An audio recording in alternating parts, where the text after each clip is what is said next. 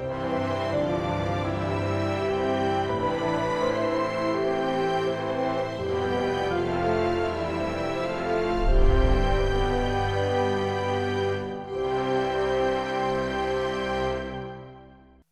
나에게 이런 일이? 라는 제목으로 말씀의 은혜를 나누겠습니다. 우리가 인생을 살면서 내가 아무리 생각해도 이해가 가지 않는 그런 일들을 만날 때가 있습니다. 오해를 받기도 하고 억울한 일을 당하기도 합니다. 요셉의 경우처럼 잘못한 것이 없는데도 모함을 받아가지고 감옥에 가는 일도 있습니다. 하나님을 잘 믿고 섬기는 우리 인생에 왜 그런 일이 생기는 것입니까? 오늘은 나에게 왜 이런 일이 생기는지 그것에 대해서 세 가지를 같이 살펴보고 오늘은 나누겠습니다. 첫 번째, 나를 쓰시고자 하는 하나님의 계획 때문입니다. 한번 따라해 주시기 바랍니다. 나를 쓰시고자 하는 하나님의 계획 때문이다. 요셉에게 당한 이 일은 요셉을 높이고자 하는 하나님의 계획된 순수의 한 부분이었습니다. 요셉이 당한 모든 고난과 환난은 요셉을 바로 앞에 세우려는 하나님의 계획으로 말미암았습니다. 요셉을 바로 앞에 세워서 애굽의 총리로 삼고자 하신 것이 하나님의 계획이었습니다. 이 하나님의 계획으로 인하여 요셉은 애굽의 종으로 팔려갔습니다. 보디발 장군의 집에 또한 종으로 팔려갔습니다. 나중에 감옥에 들어가서 바로 왕의 술 맡은 관원장을 만나게 되었습니다. 그리고 바로가 무시무시한 꿈을 꾸었을 때 그 앞에 불려가서 바로의 꿈을 해석해 주게 되었습니다. 그래서 애굽의 총리가 되었습니다. 나중에 가나안 땅에 기근에 들었을 때 요셉의 어머니 아버지 그리고 11 형제들이 애굽으로 내려와서 그곳에 거주하게 되었습니다. 큰 민족을 이루게 되었습니다. 하나님이 400년 전에 이미 이 아브라함에게 약속하신 그 약속을 이루게 되었습니다. 그러므로 요셉이 억울한 일을 당하고 모함을 당하여 감옥으로 가게 된 것은 하나님의 영광스러운 계획 가운데 한 부분이었습니다. 우리는 인생을 살면서 억울한 일을 만날 때가 있습니다. 그런데 지나고 보면, 뒤에서 보면, 내 인생을 돌아보면 그것도 하나님이 나를 복주시고 하나님이 나를 높이고자 하는 계획 가운데 한 부분인 것을 알 수가 있습니다. 저는 제 인생 가운데 그런 체험을 아주 생생하게 해보았습니다. 그때 제가 만난 고난은 제 인생 가운데 가장 힘든 고난이었습니다. 2번 다시 겪고 싶지 않은 고난이었습니다. 여의도 순복음교회 전도사 시절에 주위의 동료들로부터 외면을 당했습니다. 지금 말로 하면 소위 왕따를 당했습니다. 오해를 받았습니다. 내가 살생부를 적어가지고 윗분에게 고해 바쳤다는 그런 오해를 받게 되었습니다. 마치 요셉이 아버지의 사랑을 받아 색동옷을 입고 다니자 형들이 요셉을 미워하고 시기한 것과 같은 그런 오해를 받게 되었습니다. 그 일을 당했을 때 저는 참으로 괴로웠습니다. 사람들을 보기가 싫었습니다. 차라리 죽고 싶었습니다. 그래서 마침내 하나님 앞에 죽겠다는 고백을 했습니다. 하나님, 나는 이제는 주님이 보내시는 곳에 가서 죽겠습니다. 선교사로 나가게 해달라고 서원 기도를 드렸습니다. 그런데 신기하게도 선교사로 나가겠다는 서원 기도를 드린 다음 날부터 문제가 해결되기 시작을 했습니다. 어떤 사람들은 같이 와서 밥을 먹자고 하고, 어떤 사람들은 자기가 밤중에 일어나서 하나님이 주시는 시를 지었다, 나를 축복하는 시를 지었다고 하면서 족제 그 시를 새겨가지고 와서 저한테 주게 되었습니다. 그리고는 저에게 화해를 청했습니다. 그런 뒤 몇 달 뒤에 저는 선교사 발령을 받아 카나다로 가게 되었습니다. 이듬해에는 미국으로 유학을 가게 되었습니다. 지나고 보니 그 무시무시했던 고난이 저를 외국으로 불러서 공부를 시키고자 하는 하나님의 계획 때문에 일어난 일이구나 하는 것을 깨닫게 되었습니다. 저만이 아닙니다. 저는 늘 주님 앞에 제 두 아들은 내가 기를 수 없으니 하나님이 길러달라고 기도를 했습니다. 미국으로 갔더니만은 모든 것이 공짜였습니다. 영어도 공짜로 배우고 악기도 공짜로 배우고 수영 선수가 둘 다 수영 선수가 되었습니다. 지나고 보니 참 내가 무슨 잘못이나 실수 때문에 고난을 당한 것이 아니었습니다. 내 눈에는 보이지 않지만 하나님이 내 인생을 다스리는 그 손길이 있다는 것을 알게 되었습니다. 하나님은 나를 사용하여 놀라운 일을 행하고자 하는 큰 계획을 가지고 계십니다. 바로 그 계획 때문에 내가 어려움을 만나기도 하고 특별한 잘못이 없는데도 오해를 만나기도 하고 때로는 억울한 일을 당하기도 합니다. 그러므로 성경은 우리가 불시험을 당할 때 불시험 당하는 것을 이상한 일 당하는 것처럼 여기지 말라고 말씀을 했습니다. 베드로전서 4장 12절입니다. 사랑하는 자들아, 너희를 연단하려고 오는 불시험을 이상한 일 당하는 것 같이 이상히 여기지 말라고 했습니다. 요셉을 바로 왕 앞에 세우기 위하여 하나님은 바로의 술 맡은 관원장이 감옥에 오기 전에 요셉을 미리 감옥으로 보냈습니다. 술 맡은 관원장이 감옥에 들어왔을 때 보디발 장군이 요셉으로 하여금 그 술 맡은 관원장을 섬기도록 만들었습니다. 40장 4절입니다. 친위 대장이 요셉에게 그들을 수종 들게 하며 요셉이 그들을 섬겼더라. 그들이 갇힌 지 여러 날이라. 친위 대장은 요셉을 감옥에 보내었지만 그러나 요셉이 누군지를 잘 알고 있었습니다. 자기 집에 10년이 넘게 데리고 있으면서 요셉이 성실하고 충성스럽다는 것을 알고 있었습니다. 그래서 감옥에서도 이 술 맡은 관원장, 높은 사람입니다. 장관입니다. 그들을 요셉의 손에 맡겨서 그들을 돌보라고 말을 했습니다. 하나님은 요셉을 바로 앞에 세우기 위해서 치밀한 계획을 세워놓았습니다. 언제쯤 술 맡은 관원장이 들어올 줄을 하나님이 알고 계셨습니다. 그래서 술 맡은 관원장이 들어오기 전에 먼저 요셉을 감옥에 들여 보내었습니다. 요셉이 뭐 잘못한 것 없이 들어간 것처럼 보였지만 이 모든 것이 하나님의 계획과 인도였습니다. 내가 지금 왜 이런 일을 당하는지 당신은 알지 못하는 경우가 있습니다. 그런데 지나고 보면 내가 왜 그런 어려운 일을 당하고 억울한 일을 당했는지, 고난을 받게 되었는지 우리는 깨닫고 이해하게 됩니다. 우리는 내가 당하는 불시험과 같은 고난, 억울한 일 등을 지금 당장에는 알 수가 없습니다. 그러나 지나고 보면 나에게 왜 이런 일이 생겼는지 우리가 알 수가 있습니다. 하나님의 크신 계획이 이루어지게 되면 우리는 모든 것을 알게 됩니다. 그러므로 여러분은 어려운 일, 억울한 일, 고통스러운 일을 당할 때 나를 연단하여 높이고자 하는 하나님의 계획을 생각하시기 바랍니다. 내가 당하는 고난은 하나님 없이 당하는 고난이 아닙니다. 나를 향하여 가지신 하나님의 좋으신 계획 때문에 내가 잠시 동안 불시험을 당하는 것입니다. 그러므로 여러분은 하나님의 좋으신 계획을 바라보고 환경을 탓하거나 사람을 원망하지 마시기 바랍니다. 오직 믿음으로 고난과 어려움을 이기는 모든 분들이 되시기를 주님의 이름으로 축원합니다. 두 번째, 내가 깨어지기 위해서입니다. 한번 따라 하시기 바랍니다. 내가 깨어지기 위해서이다. 고난과 환난은 내가 깨어지는 과정입니다. 요셉이 당한 고난들은 요셉의 인격이 연단받는 과정이었습니다. 요셉이 어릴 때 두 번의 꿈을 꾸었다고 해서 요셉이 단번에 형제들 가운데 높아진 것이 아니었습니다. 요셉이 형제들 가운데 높임받는 위치에 서기까지 요셉은 그 인격이 많은 연단을 받았습니다. 평소에 형들의 잘못을 아버지에게 고해 바쳤습니다. 그래서 형들에게 미움을 받았습니다. 자기만 색동옷을 입으니까 형들에게 시기를 받았습니다. 그러다가 형들에게 붙잡혀서 깊은 구덩이에 던져지게 되자 형들 가운데 자기가 잘났다는 고민한 마음이 순식간에 사라지게 되었습니다. 하나님 앞에 살려만 주면 자기는 삶을 완전히 바꾸겠다는 그런 소원의 기도를 들었습니다. 죽음 가운데 서게 되자 요셉의 그만한 마음이 깨어졌습니다. 종으로 팔려갈 때는 한없이 낮아졌습니다. 겸손함을 배웠습니다. 보디발 장군의 집에서 종으로 일하면서 요셉은 또한 성실함과 충성스러움을 몸에 익히게 되었습니다. 아버지 밑에서는 배울 수 없는 것들이었습니다. 흔히 말해서 고생을 해야지 큰 인물이 된다는 말을 하지 않습니까? 요셉은 아버지 품을 떠나가지고 진짜 자기를 알아주는 사람 하나 없는 곳에서, 그것도 자유인이 아니라 종의 몸으로 13년 동안 아주 무진 고생을 했습니다.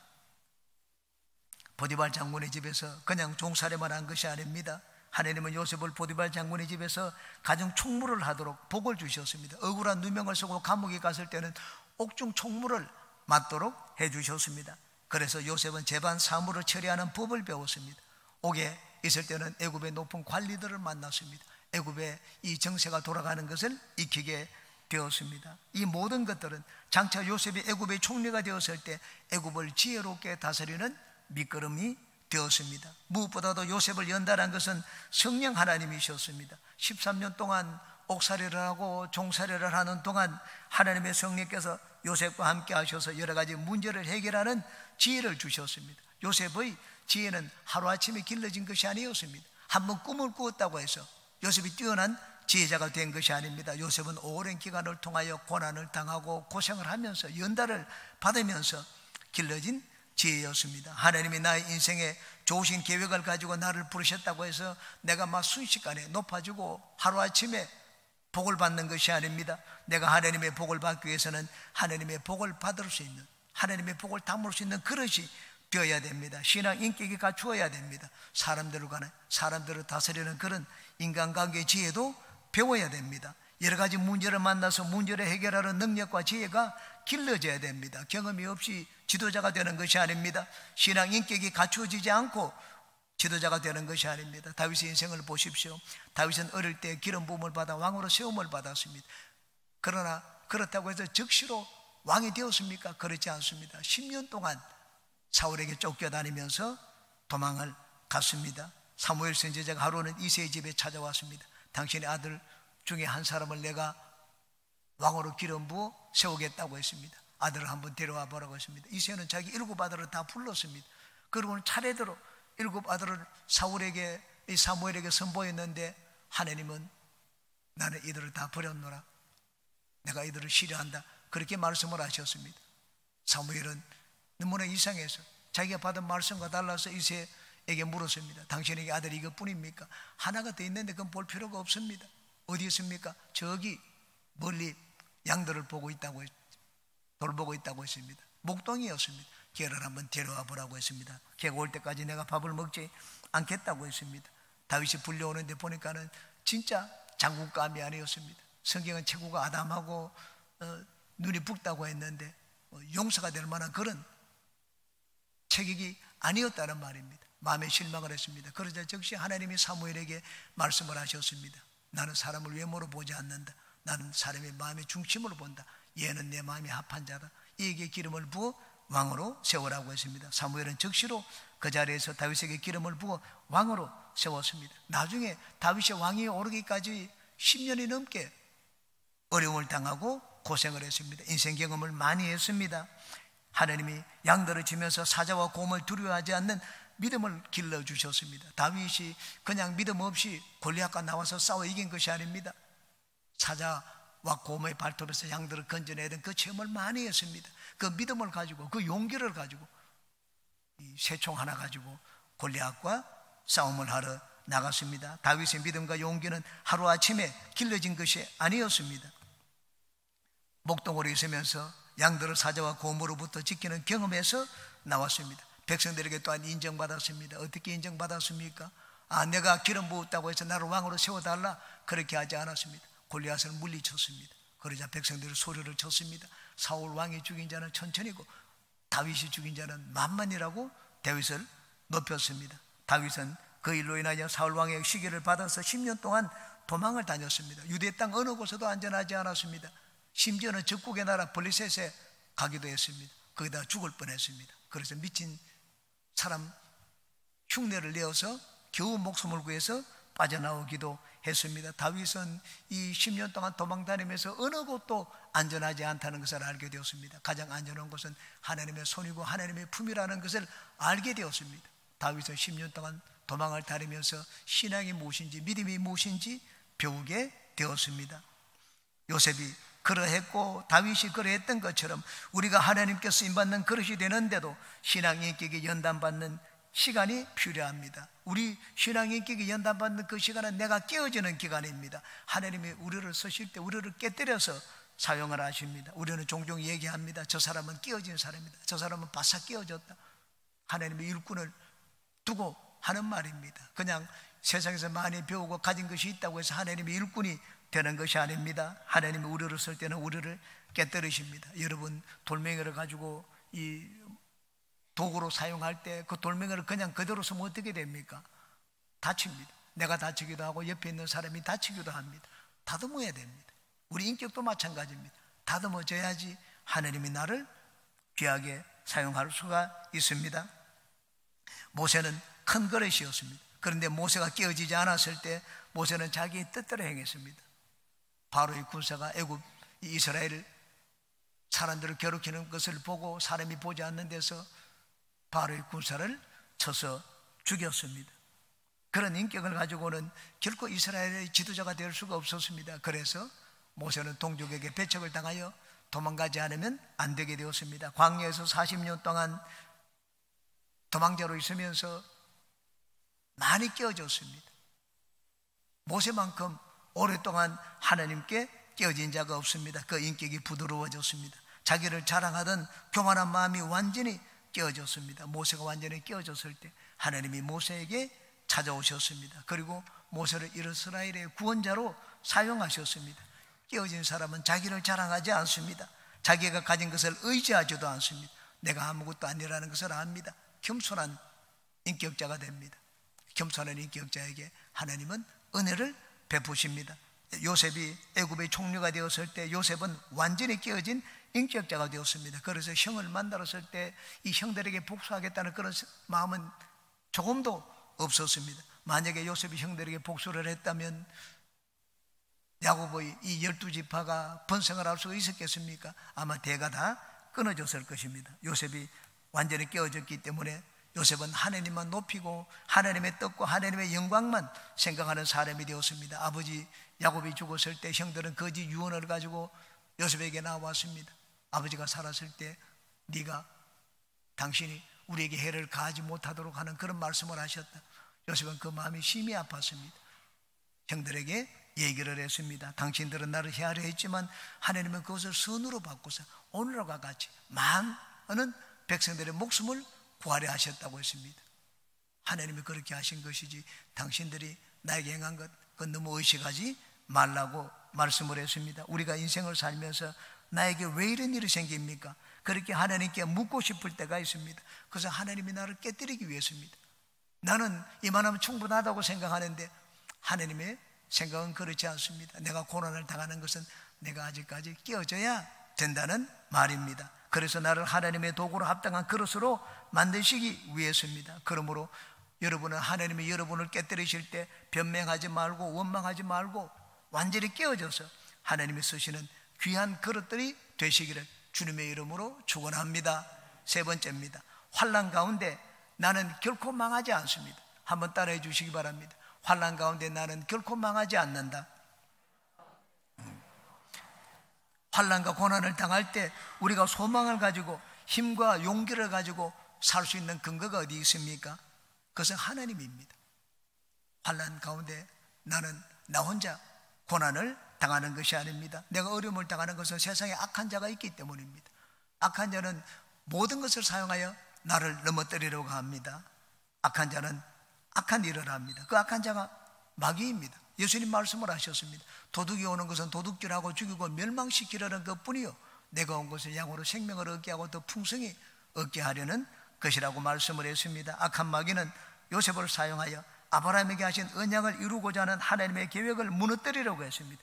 요셉을 없애버리면 이스라엘의 큰 민족을 이루다는 계획이 무산될 것이다. 그리고 메시아가 나려라는 그 일도 이제는 완전히 무너져 버리고 말 것이다. 그렇게 생각을 했습니다. 그래서 마귀는 요셉을 없애기 위하여 이 사람 저 사람을 사용했습니다. 형제들을 사용하기도 하고 바로의 아내 보디발의 아내를 사용하기도 했습니다. 그런데 그럴 때마다 이 요셉을 지키고 보호해 준 분이 있습니다. 하나님입니다. 마귀는 하나님의 백성을 넘어뜨리러 가지만 우리 안에 예수님이 계시기 때문에 우리는 결코 넘어지지 않습니다. 마귀는 요셉을 없애려고 했지만 하나님이 함께 하시니 요셉이 결코 넘어지지 않았습니다. 하나님은 마귀보다 크신 분입니다. 그래서 마귀의 공격으로부터 우리를 능히 지키고 보호하여 주시는 분입니다. 요셉이 종살이하고 옥살이할 때 요셉을 지켜준 것은 다른 것이 아니었습니다. 방패도 아니고 지휘도 아니었습니다. 하나님이었습니다. 여기 39장 앞에 2절 3절 한번 보시기 바랍니다. 야훼께서 요셉과 함께 하심으로 그가 형통한 자가 되어 그의 주인 애굽 사람의 집에 있으니 그의 주인이 야훼께서 그와 함께 하심을 보며 또 야훼께서 그의 범사에 형통하게 하심을 보았더라. 보디발 장군의 집에 있을 때 요셉을 이 장군에게 인정받게 하고 높임받도록 만들어준 것은 하나님의 함께 하심이었습니다. 감옥에 있을 때도 마찬가지였습니다. 요셉에게 소망을 준 것은 하나님의 함께 하심이었습니다. 뒤에 21절에서 23절입니다. 야훼께서 요셉과 함께 하시고 그에게 인자를 다하사 간수장에게 은혜를 받게 하시며 간수장의 옥중 죄수를 다 요셉의 손에 맡김으로 그 재반 사무를 요셉이 처리하고 간수장은 그의 손에 맡긴 것을 무엇이든지 살펴보지 아니하였으니 이는 야훼께서 요셉과 함께 하심이라. 야훼께서 그를 범사에 형통하게 하셨더라.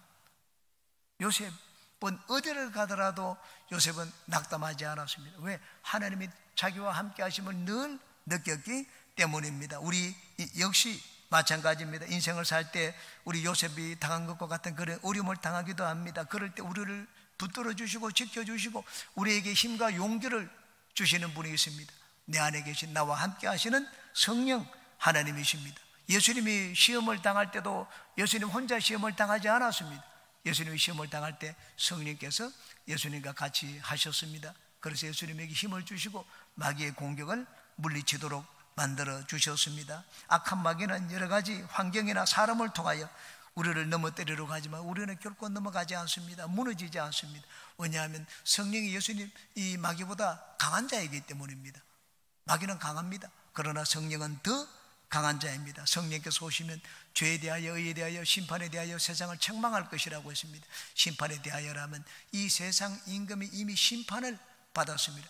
예수님이 십자가로 마귀는 심판을 받았습니다. 그것을 우리에게 가르쳐주고 증거하고 보여주시는 분이 성령입니다. 그러므로 성령께서 우리와 함께 하시면 마귀는 결코 우리를 무너뜨리지 못합니다. 그리고 내가 비록 보잘것없을지라도 나는 놀라운 일을 행할 수가 있습니다. 다윗은 보잘것없는 아주 어린 목동이었습니다. 그런데 성령이 다윗과 함께 하시자 다윗은 사자를 물리쳤습니다. 골리앗을 물리쳤습니다. 돌멩이 하나로. 우리도 마찬가지입니다. 하나님의 성령이 우리와 함께 하시면 우리는 놀라운 일을 행할 수가 있습니다. 성령 하나님과 함께 인생을 살았던 분들 중에 실패한 인생을 산 사람은 없습니다. 여러분, 우리 인생을 사는데 가장 큰 힘이 되는 것이 무엇입니까? 성령님이 지금 나와 함께 계신다. 하나님이 나와 함께 계신다. 그보다 더 큰 힘이 되는 것이 없습니다. 예수님의 제자들은 복음을 전하다가 체포를 당했습니다. 감옥에 붙잡혀 들어갔습니다. 그런데 성령 하나님이 그들과 함께 하시니 감옥 문을 열어주셨습니다. 감옥에 붙잡힐 때마다 놀라운 일을 행하여 주셨습니다. 오히려 그를 집어넣었던 자들이 변화를 받는 그런 일들이 생기게 되었습니다. 감리교 창시자 존 웨슬리는 말을 했습니다. 인생의 최고로 좋은 것은 하나님이 나와 함께 하신다 하는 이 한 가지라고 말을 했습니다. 아프리카 탐험자요 선교사인 리빙스틴은 말년에 옥스퍼드 대학교에 가서 거기서 명예박사 학위를 받았습니다. 그리고 학생들 앞에서 간증 설교를 했습니다. 아프리카에서 있었던 일을, 놀라운 일들을 이야기했습니다. 한쪽 팔은 이미 사재기에 물려가지고 서지 못하는 불구가 되었습니다. 연설을 다 듣고 난 다음에 한 학생이 손을 들어서 질문을 했습니다. 아프리카 생활을 잘 이겨내도록 한 비결이 있었다면 선생님, 그것은 무엇이었습니까? 리빙스턴은 잠시 생각이 잠기더니 입을 열었습니다. 내게 있어 비결은 아무것도 없었습니다. 그저 내가 세상 끝날까지 너희와 항상 함께 있으리라. 구하신 예수님의 말씀과 그분의 십자가가 나를 끝까지 붙들어 주었을 뿐입니다 라고 말을 했습니다. 그렇습니다. 예수님은 십자가에서 마귀의 모든 것을 다 멸했습니다. 그리고는 세상 끝날까지 우리와 함께 계실 것이라고 했습니다. 우리와 함께 계시기 위해서 예수님은 성령을 우리에게 보내주셨습니다. 이제는 마귀가 십자가에서 그 권세가 무너졌기 때문에 누구든지 예수 이름으로 마귀를 대적하면 마귀는 떠나갑니다. 예수 이름으로 귀신을 쫓으면 귀신은 쫓겨납니다. 병든 자에게 손을 얹고 기도하면 질병의 귀신들이 쫓겨나고 병고침을 받습니다. 마귀와 대적하는 힘과 용기를 주시는 분이 성령입니다. 요셉은 늘 자기와 함께하는 이 성령 하나님과 함께 인생을 살았습니다. 어디를 가더라도 포기하지 않았습니다. 소망을 가지고 살았습니다. 그러므로 여러분은 늘 성령 하나님과 함께 인생을 사시기 바랍니다. 요셉이 하나님과 함께 하심으로 모든 일이 형통하고 어떤 환경 가운데 놓이든지 인정받고 높임받은 것처럼 여러분도 늘 성령 하나님과 함께 인생을 살아서 어떤 환경 가운데서도 승리하는 모든 분들이 되시기를 주님의 이름으로 축원합니다.